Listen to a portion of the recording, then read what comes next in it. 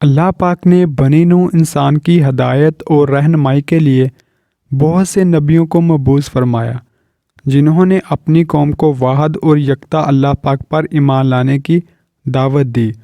ان میں سے جن کو اللہ پاک نے توفیق دی، انہوں نے دعوت اسلام کو قبول کیا، اور جن قوموں نے اللہ پاک پر ایمان لانے سے انکار کیا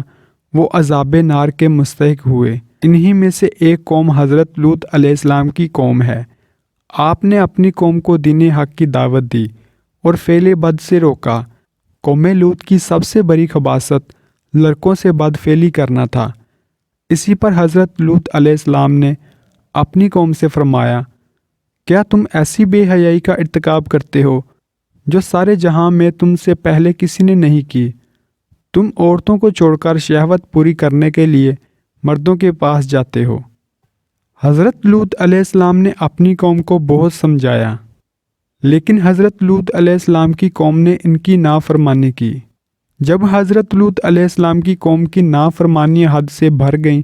اور وہ اپنی بد فعلیوں سے باز نہ آئے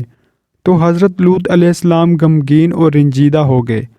تو اللہ پاک کے حکم سے حضرت جبرائیل علیہ السلام فرشتوں کے ساتھ زمین پر تشریف لائے اور حضرت لوط علیہ السلام سے فرمایا، اے اللہ کے نبی، آپ بالکل فکر نہ کریں، ہم لوگ اللہ پاک کے بھیجے ہوئے فرشتے ہیں اور ان بدکاروں پر عذاب لے کر اترے ہیں، لہٰذا آپ صبح ہونے سے قبل اپنے مومنین اور اہل و عیال کو لے کر اس بستی سے دور چلے جائیں اور پیچھے مڑ کر نہ دیکھنا۔ آپ کے بستی سے جانے کے بعد حضرت جبرائیل علیہ السلام نے پانچوں بستیوں کو اپنے پروں پر اٹھا کر آسمان کی طرف بلند ہوئے، کچھ اوپر جا کر ان بستیوں کو الٹ دیا، پھر پتھروں کی برسات ہوئی جس سے قوم لوط کے تمام لوگ مر گئے اور ان کی لاشیں ٹوٹ پھوٹ گئیں۔ قوم لوط کی نافرمانیوں کے سبب ان کی بستیاں الٹ پلٹ کر دی گئیں اور مجرموں پر پتھر کی برسات کر کے